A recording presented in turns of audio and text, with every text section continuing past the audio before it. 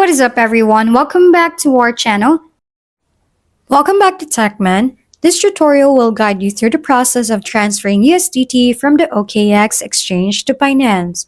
Whether you are looking to manage your cryptocurrency portfolio or take advantage of trading opportunities, this step-by-step guide will make the process simple and efficient. Before initiating the transfer, ensure that you have active accounts on both OKX and Binance. Make sure that both have active two-factor authentication or 2FA exchanges for enhanced security. You will need to find your USDT wallet address on Binance to receive the transfer by logging into your Binance account. Go to the Wallet section and select Spot. Search for USDT in the list of cryptocurrencies. Click on the Deposit button next to USDT. Copy the USDT deposit address provided.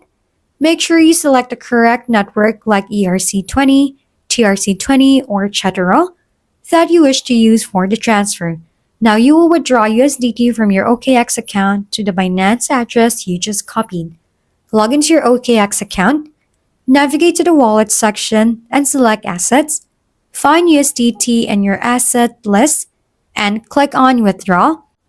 Paste the Binance USDT wallet address in the designated field.